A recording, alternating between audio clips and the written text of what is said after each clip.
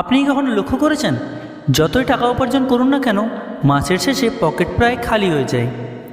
কেউ অনেক কষ্ট করে টাকা উপার্জন করেন, তবুও সেই টাকা তার কাছে স্থায়ী হয় না।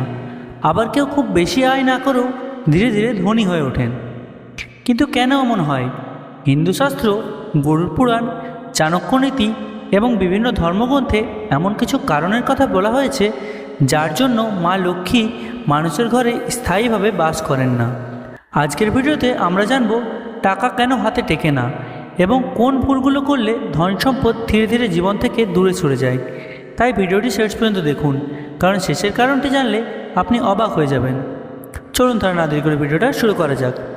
1 নম্বর, অহংকার ও অর্থের গর্ব। শাস্ত্রে বলা হয়েছে, যে ব্যক্তি টাকা পেয়ে অহংকারী হয়ে যায়, মা লক্ষ্মী তার উপর বেশি দিন সন্তুষ্ট থাকেন না।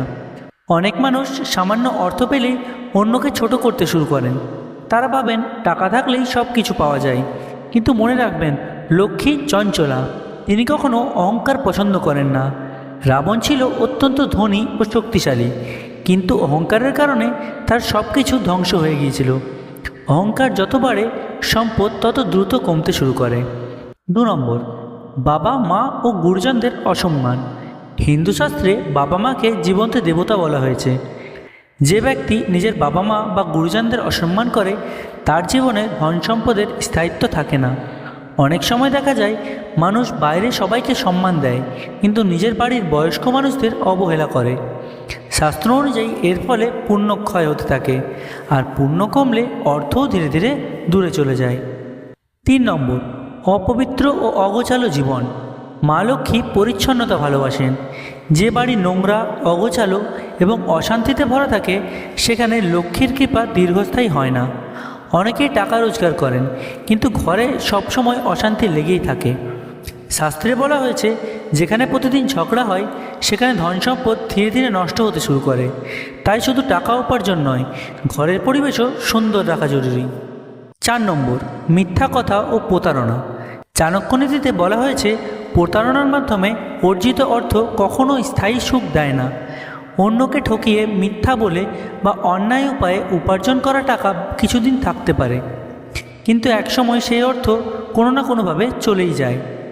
অনেক সময় চিকিৎসা, মামলা বা অপ্রত্যাশিত সমস্যার মাধ্যমে সেই টাকা বা অর্থ হারিয়ে যায়, কারণ কর্মফল থেকে কেউ রেহাই পায় না। 5 নম্বর, দান না করা। শাস্ত্রে দানকে অত্যন্ত গুরুত্বপূর্ণ বলা হয়েছে। যে ব্যক্তি শুধু নিজের জন্য অর্থ জমায় কিন্তু কখনো অসহায় মানুষের সাহায্য করে না, তার জীবনে অর্থের প্রবাহ ধীরে ধীরে কমে যায়। দান মানে অনেক টাকা দেওয়া নয়, সামর্থ্য অনুযায়ী সামান্য সাহায্যও দান। শাস্ত্র বলে, দান করলে অর্থের শক্তি বৃদ্ধি পায় এবং সেই অর্থ আবার বহুগুণ হয়ে ফিরে আসে। 6 নম্বর, অর্থের অপব্যবহার। অনেক মানুষ কষ্ট করে টাকা উপার্জন করেন, কিন্তু অপ্রয়োজনীয় জিনিসে সব খরচ করে ফেলেন।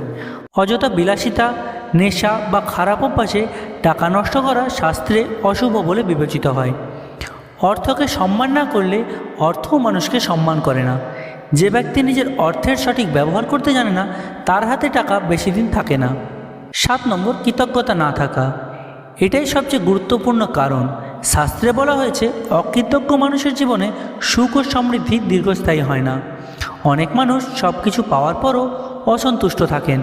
তারা সবসময় অভিযোগ করেন, যা আছে তার জন্য কৃতজ্ঞ না হয়ে যা নেই তার জন্য দুঃখ করেন। এমন মানসিকতা ধীরে ধীরে নেতিবাচক শক্তি সৃষ্টি করে, আর এই প্রভাব পড়ে অর্থ ও ভাগ্যের উপর।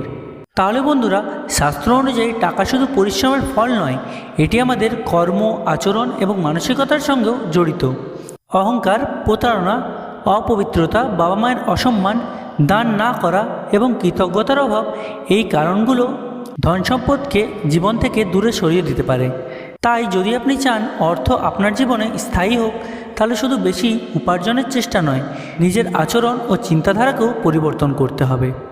ভিডিওটি ভালো লেগে থাকলে অবশ্যই লাইক করবেন এবং শেয়ার করবেন, এবং চ্যানেলে নতুন হলে চ্যানেলটি সাবস্ক্রাইব করতে একদমই ভুলবেন না।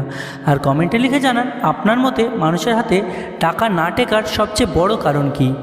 ধন্যবাদ। আবার দেখা হবে নতুন কোনো রহস্যময় ও জ্ঞানগর্ভ ভিডিও নিয়ে। জয় শ্রীরাম।